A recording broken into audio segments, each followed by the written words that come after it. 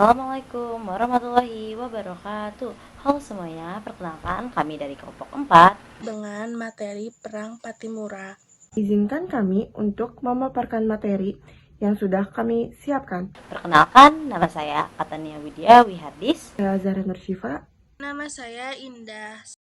Dan selamat menyaksikan. Izinkan saya untuk memaparkan mengenai latar belakang mengenai Perang Patimura ini sendiri. Perang Patimura terjadi pada 15 Mei 1817 hingga November 1817 di Maluku sebagai reaksi rakyat terhadap penindasan kolonial Belanda yang semakin berat setelah Indonesia masuk dalam pengaruh politik global akibat perang Eropa, terutama pada Inggris dan Belanda. Maluku mengalami perubahan kekuasaan yang memberi dampak besar bagi kehidupan masyarakat. Lalu dalam latar belakang sendiri terbagi menjadi dua penyebab. Ada penyebab umum dan juga penyebab khusus. Nah, untuk penyebab umumnya sendiri, penindasan kolonial berkepanjangan, terutama dalam bidang ekonomi. Yang kedua, ada monopoli perdagangan rempah, sehingga rakyat tidak dapat menjual rempah hasilnya. Yang ketiga, Belanda mengeksploitasi Maluku sebagai wilayah strategis. Lalu ada penyebab khususnya, Belanda kembali di Maluku pada tahun 1817 setelah Inggris pergi lalu menerapkan aturan yang keras. Ada yang kedua, monopoli perdagangan rempah-rempah yang membuat rakyat rugi besar. Yang ketiga, ada pelayaran hongi dan hak eksploitasi yang memaksa rakyat untuk memotong pohon rempah itu sendiri. Yang keempat, ada pajak tinggi, kerja paksa, dan wajib militer. Dalam Perang Patimura sendiri, ada beberapa tokoh yang berperan besar dalam memimpin perlawanan rakyat Maluku. Yang pertama ada Kapiten Patimura atau Thomas Matulais, yaitu mantan tentara Inggris yang cakap dan strategis. Ia menjadi pemimpin utama dalam menyusun strategi perang dan menyatukan pasukan rakyat dari berbagai daerah. Lalu selanjutnya ada Christina Matua. Dia atulah pejuang perempuan yang ikut berperang sejak usia muda dan menjadi simbol keberanian pemuda Maluku. Selain Christina Matuha, ada ayahnya yaitu Kapiten Paulus Tiakuha, juga merupakan pemimpin perlawanan yang memiliki pengaruh besar dan jaringan pasukan di wilayah-wilayah strategis. Selain mereka, ada tokoh seperti Anthony Rehuk, Thomas Patiwell, dan Philips Latumahina. Mereka adalah pemimpin laksa rakyat di daerah masing-masing dan menjadi pendukung utama strategis Patimura dan menyerang benteng dan pos-pos Belanda. Selanjutnya ada tokoh dari Belanda. Yang pertama itu Residen van den Berst. Itu pejabat tertinggi Belanda di Maluku yang tewas karena benteng Dorsetnya direbut oleh pasukan Patimura. Yang kedua ada Mayor Betjes. Itu komandan pasukan bantuan Belanda yang dikirim untuk memukul mundur perlawanan rakyat Maluku. Ya, ada jalannya perang. Yang pertama, latar situasi awal, di mana setelah Inggris meninggalkan Maluku pada awal 1817, Belanda kembali berkuasa dan langsung menerapkan kebijakan kolonial yang keras. Kondisi ini memicu percakapan rahasia para pemimpin masyarakat Maluku untuk merencanakan perlawanan. Yang kedua, 14 Mei 1817, di mana rakyat mulai bergerak. Patimura bersama para pemimpin seperti Philip Latumahina dan Thomas Patiwell mulai menggalangkan pasukan rakyat dari Saparua dan pulau-pulau sekitarnya. Persiapan ini dilakukan secara senyap agar tidak terdeteksi oleh Belanda. Yang ketiga, 15 Mei 1817, penyerangan benteng Dorset. Pasukan Patimura menyerang benteng Dorset di Saparua. Hasilnya yang pertama benteng berhasil direbut, yang kedua Residen Belanda van den Berst tewas bersama sebagian besar pasukannya. Yang ketiga, kemenangan ini menggugah penyerang perlawanan di wilayah Maluku lainnya. Yang keempat, Mei sampai Juli 1817, perlawanan meluas,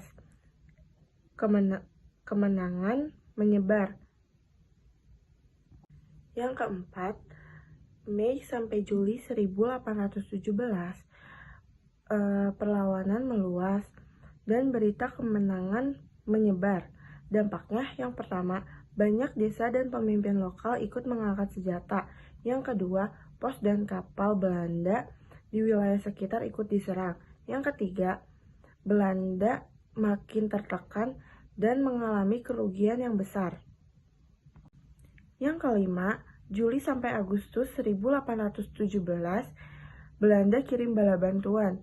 Belanda mendatangkan pasukan tambahan yang dipimpin oleh Mayor Betjes.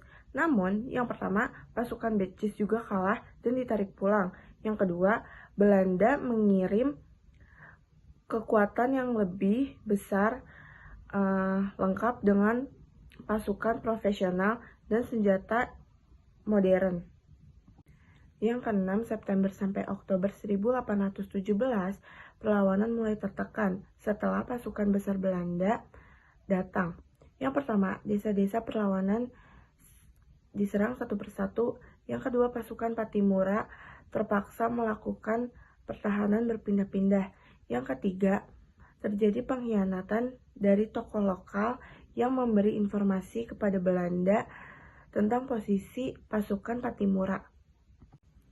Yang ketujuh, 11 November 1817, Pattimura ditangkap.